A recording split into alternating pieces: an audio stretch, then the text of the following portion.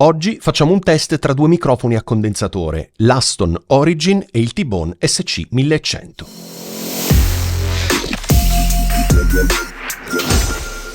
Era da un po' di tempo che volevo fare questo test, finalmente il buon caro Fabio mi ha prestato l'Aston Origin e ho potuto fare questo test. Questo qui è l'Aston Origin, un microfono abbastanza famoso perché da quando è uscito, tutti ne parlano come se fosse un Neumann in versione economica. In realtà non è così, ma insomma avremo modo di parlarne. Dall'altro lato c'è il T-Bone SC1100, un microfono, come puoi vedere anche come dimensione, molto molto grande, pieno di caratteristiche interessanti, che secondo me è un microfono molto sottovalutato perché il rapporto prezzo-qualità, dal mio punto di vista, è imbattibile, ma avremo modo anche di scoprire tutto questo. Proviamo a descrivere un po' i microfoni. Entrambi i microfoni sono due microfoni a condensatore. Che cosa significa? Che hanno bisogno della 48 volt per funzionare e sono microfoni molto sensibili, quindi in teoria non dovrebbero essere usati in stanze non acusticamente trattate, proprio perché grazie alla loro sensibilità riprendono anche i vicini, quelli di sotto, quelli fuori dalla finestra, insomma rumori dappertutto, anche rumori delle ventole del computer, le ventole della luce, insomma qualsiasi cosa. Però sicuramente come vantaggio i microfoni a condensatore hanno quello di avere uno spettro sonoro molto più ampio, di riprendere molte più frequenze e quindi di dare alla voce soprattutto molta più aria, molto più corpo, ok? Quindi ci sono pro e contro a ogni tipo di microfono. Nel dettaglio, questi due microfoni stanno entrando nel Mixcast 4 senza nessuna applicazione di effetto e in post-produzione alzerò semplicemente il volume di entrambi i microfoni per portare a meno 14 lufs. Stop. I microfoni. Allora, questo qui è un microfono, l'abbiamo detto, a condensatore che ha due switch sul suo corpo. Il primo è un attenuatore, il secondo è un low cut. Ok? Quindi l'attenuatore a meno 10 dB, se vuoi riprendere suoni molto forti, ma non è il caso della voce, e un low cut per tagliare, diciamo, tutte quelle frequenze che si annidano nella parte bassa dello spettro sonoro e dove spesso ci sono rumori. Da quest'altro lato invece abbiamo sempre due switch ma molto diversi perché dietro c'è un low cut, anche in questo caso quindi la stessa cosa di questo, ma davanti c'è uno switch a 3 posizioni dove puoi scegliere 3 pattern polari diversi. In questo momento sto usando il pattern polare cardioide che è lo stesso di questo, in modo da fare un paragone quanto più reale e concreto possibile. Gli altri 2 switch sono l'omnidirezionale, quindi per riprendere tutto intorno. Ho fatto tutto intorno ma sono andato fuori dall'inquadratura.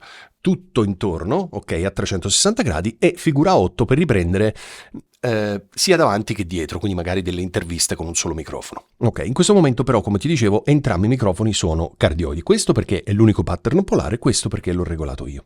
Ok. Stanno usando lo stesso cavo, quindi 2 cavi esattamente identici, che uso solo per fare i test, quindi sono praticamente nuovi.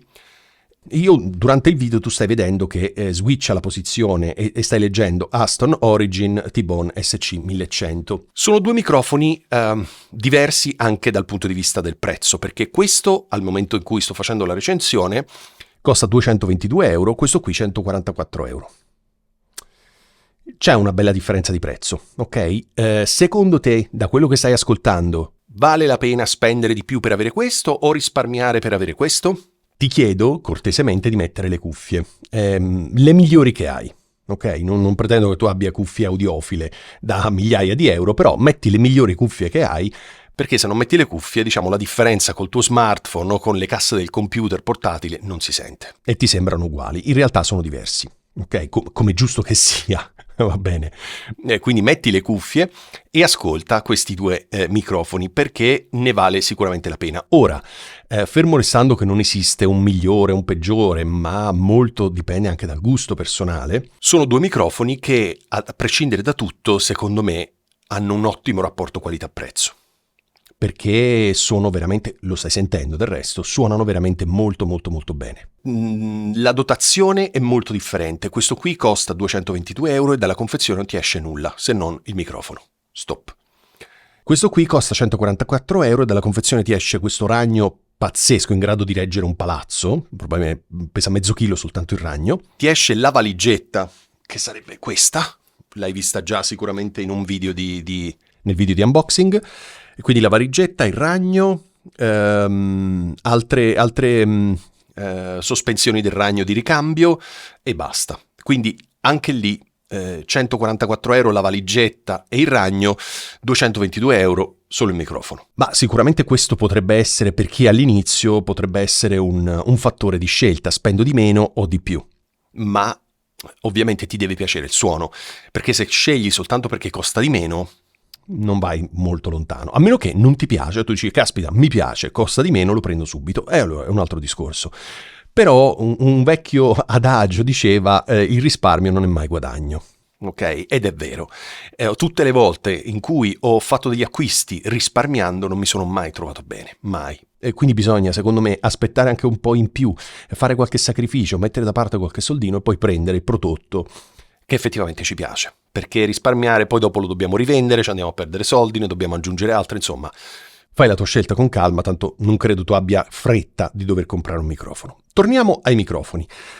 Come ti sembrano questi suoni? Fammelo sapere nei commenti qui sotto, perché dal mio punto di vista sono due microfoni pazzeschi. Questo è stato il mio primo microfono dopo il Blue Yeti. Quando, dopo aver comprato il Blue Yeti, nel 2015 mi pare di aver comprato il Blue Yeti, ho iniziato a registrare il mio podcast, dopo, non ricordo se 1 anno, 2 anni al massimo, ho comprato questo. Ho comprato la Focusrite solo terza generazione. E questo è stato il mio setup, diciamo, più serio rispetto al Blue Yeti. E non è mai stato amore con questo microfono, nonostante fosse un microfono molto molto molto bello. Però questo qui invece mi è stato dato dai ragazzi di T-Bone un po' di tempo fa per fare delle recensioni, ma io non voglio importi una scelta, non voglio dirti in questo video questo è meglio di quell'altro, perché ovviamente è molto molto molto soggettivo. Secondo me sono due microfoni molto validi entrambi, sono due microfoni che questo pesa 1 chilo il microfono quasi e mezzo chilo il ragno, quindi devi avere anche un'asta abbastanza importante per reggerlo. Io ho questa qui da tavola che regge anche un carro armato, quindi non c'è nessun problema. Ma se tu vuoi usare tipo un braccio anche tipo questi, assicurati di avere un braccio abbastanza resistente, se vuoi questo. Questo qui è molto più leggero, dovrebbe pesare intorno a 450 grammi, 500 grammi, quindi la metà rispetto a questo come peso. Questo qui pesa così come 1,5 kg, questo qui mezzo chilo, giusto per darti un'idea. Ovviamente il fattore peso non è la scelta, ci mancherebbe, però insomma ti sto dando tutti gli elementi affinché tu possa decidere quale dei due microfoni, ammesso che ti piacciono, perché può anche essere che dici Ale, non mi piace nessuno dei due. Nessun problema. Vorrei farti sentire, l'ultima cosa, vorrei farti notare la definizione del suono.